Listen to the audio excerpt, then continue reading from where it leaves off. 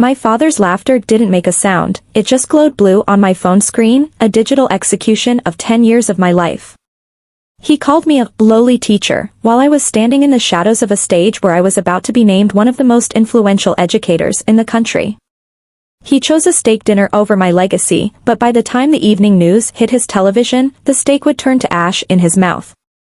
My family didn't just miss my ceremony, they missed the moment I stopped needing their permission to exist. They thought they were skipping a boring school thing.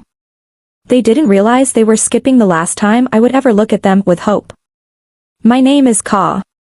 I am 31 years old, and for a decade, I have been the invisible foundation of a public school system that the world, and my family, preferred to forget.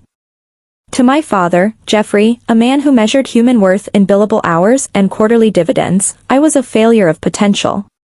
To my sister, Elena, a corporate climber who wore her promotions like armor, I was a cautionary tale. To my mother, I was simply an afterthought, someone whose existence was validated only by a like button on a message that should have broken her heart. The architecture of my family was built on a hierarchy of noise. My father was the loudest, his voice a booming baritone of market trends and strategic acquisitions. Elena was the echo, her life a series of curated LinkedIn posts and expensive brunches. And then there was me. I was the quiet one. The one who spent her nights grading papers by the light of a flickering desk lamp, buying notebooks for kids who hadn't eaten breakfast, and staying 2 hours after the bell to teach a 16-year-old how to believe his voice mattered when the rest of the city told him it didn't. I had spent years swallowing the lowly teacher jokes.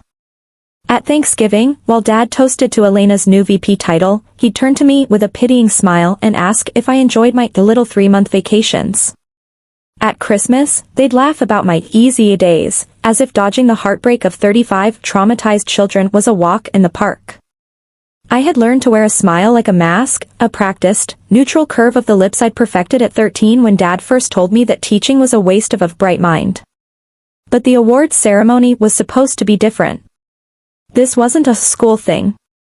This was the culmination of a project I'd pioneered, a classroom innovation that used data and radical empathy to turn the lowest performing district in the state into a model of success. It had caught the eye of the Department of Education. It had gone viral in academic circles. It was national. When the invitation arrived, I felt a spark of that old, dangerous hope. Surely, I thought, this would be enough. Surely, when they saw the gold-embossed seal of the National Educators Association, the ruler they used to measure me would finally change. I sent the text into the family group chat, my fingers trembling slightly. Hey, guys, I'm being honored at a special ceremony tomorrow night. It's a big deal for the district and for my career. I'd love for you to be there. The reply came 3 minutes later. Dad, just a lowly teacher award, Ka? I've got a client dinner at the Palm. Can't skip it for a participation trophy. Elena. Yeah. Sorry sis. Mom and I are actually going with him. Hard to get a table there on a Friday. Have fun with your chalk. And then, the final blow. My mother didn't type a word. She just reacted to Elena's message with a thumbs up. A tiny blue icon that said everything, we agree. You are small. We are busy. I stood by my window, watching the rain streak against the glass, and I didn't cry. The tears had dried up somewhere around year 6 of this treatment. Instead, I felt a profound, chilling clarity. It was the sound of a bridge finally snapping. I whispered to the empty room, that's fine. And for the first time in my life, I actually meant it. Because if they weren't going to be there for the coronation, they wouldn't be allowed to stay for the rain. The rehearsal that afternoon was a blur of warm lights and the smell of fresh floor wax. The auditorium was grand, a space designed for weight and consequence. My principal, Dr. Aris, gripped my hand so hard I thought he'd bruise it. Ka, he said, his eyes shining behind his glasses. The district is buzzing. The Secretary of Education is on the flight list. This isn't just an award, it's a shift in the national conversation. Are you ready for the cameras? I nodded, my blazer crisp and my heart steady. I'm ready. Is your family here? He asked, looking around the empty seats. No, I said, and the word felt like a shield. They're busy going to dinner. Dr. Aris paused, sensing the coldness in my voice. He looked at me for a long moment, then patted my shoulder. Well, tonight, the whole country is your family. And we're starving for what you have to say. I drove home alone, practicing my smile in the rearview mirror. It wasn't the good girl smile anymore. It was the smile of a woman who had realized she was the one holding the ruler all along.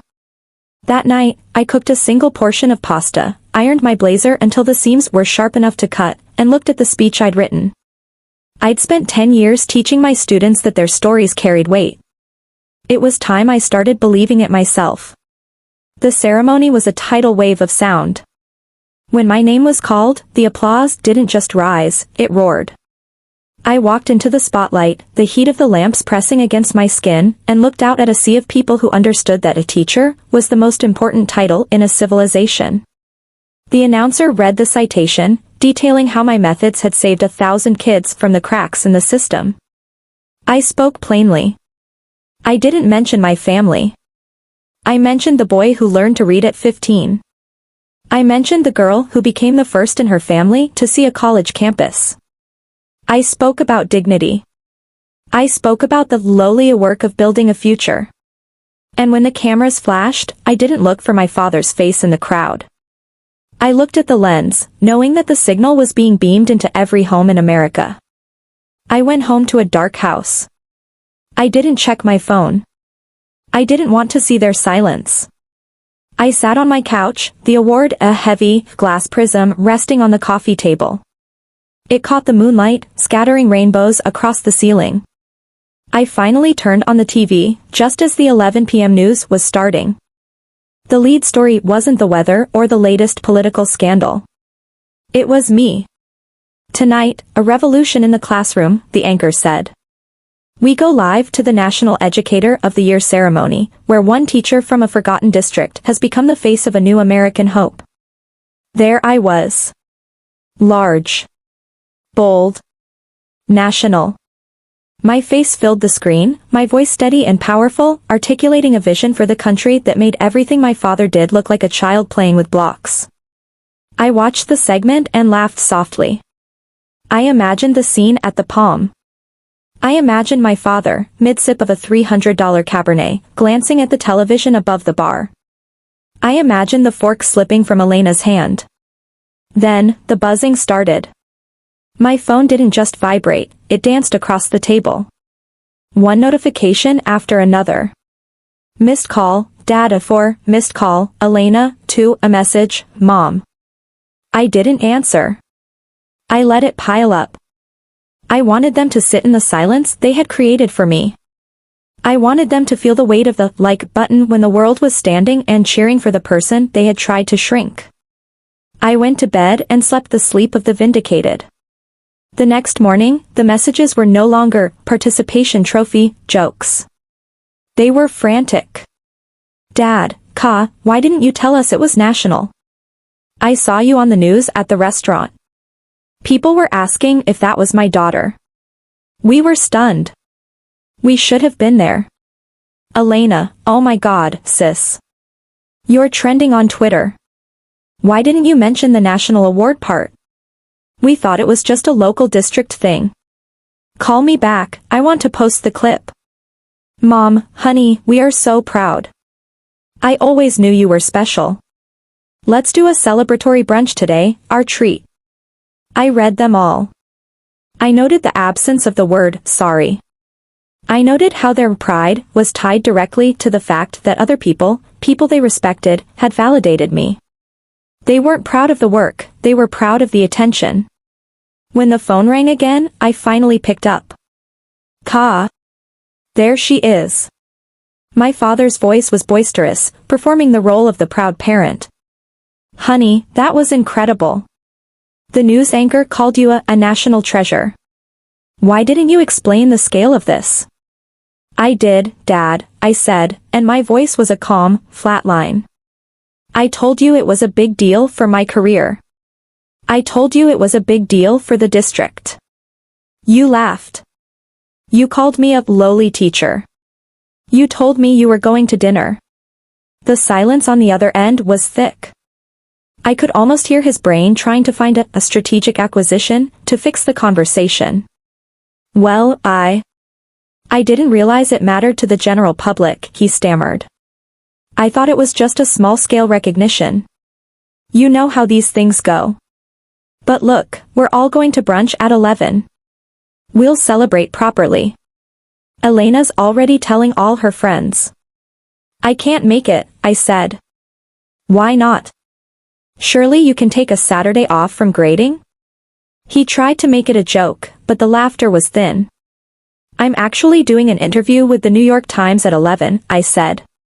And then I have a call with the Department of Education. I'm busy, Dad. I'm busy being a lowly teacher. Just like I have been for 10 years. Ka, don't be like that, he said, his tone shifting to that familiar, patronizing edge. We made a mistake. We didn't know. Can't you just let it go? The thing is, I said, and I felt a warmth in my chest that had nothing to do with the award. I have let it go. I've let go of the idea that I need you to understand what I do. I've let go of the idea that your dinner plans are more important than my life. You didn't miss my ceremony, Dad. You missed me. And the version of me that cared about your opinion didn't make it through the night. I hung up before he could respond. The following weeks were a whirlwind of recognition. My classroom became a pilgrimage site for journalists and policymakers. I was invited to speak at conferences, to consult on national legislation, and to lead workshops for thousands of educators. And through it all, my family tried to pivot. Elena started tagging me in posts, pretending she had always been my biggest supporter.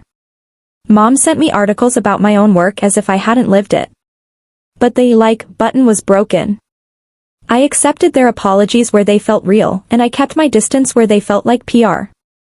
I realized that healing doesn't mean you get the family you wanted, it means you stop letting the family you have define your worth. One evening, months later, I was back in my classroom. The kids had gone home, and the room was filled with the soft, chalky scent of a day well spent. I was cleaning the boards when my sister walked in. She looked out of place in her designer heels against the linoleum floor. I wanted to see it, she said, looking at the posters on the walls, the student projects, the lowly environment. I wanted to see why you chose this. And? I asked, not stopping my work. She was quiet for a long time. I think I was jealous, she whispered. Every time I got a promotion, I had to buy something to feel like I'd won. But you don't have to buy anything. You just exist, and it matters. I looked at her, and for the first time, I didn't see a corporate giant. I saw a girl who was still measuring herself with our father's ruler. It matters because I decided it mattered, I told her. Not because a news anchor said so. If the cameras had never come, Elena, this room would still be the most important place in the world to me. That's the difference. She left a few minutes later, and I went back to my work. People often ask me what felt better, the national award, the standing ovation, or seeing my father's face on the news. The honest answer? None of them. What felt best was the moment I looked at those blue text messages and realized they couldn't hurt me anymore. What felt best was knowing that my integrity wasn't a participation trophy, it was the prize itself. So, if you're listening to this, and you're the one being called lowly, or small, or just a teacher, or just a stay-at-home parent, or just an artist, remember this. The people holding the ruler don't own the world. You do. Your worth is not a public opinion poll. It is a quiet, steady flame that you carry through the dark. And eventually, if you keep walking, that flame will become a bonfire that the whole world has to see. Their recognition is not the finish line. Your piece is. I am Ka. I am a teacher. And I am finally, unshakably, enough.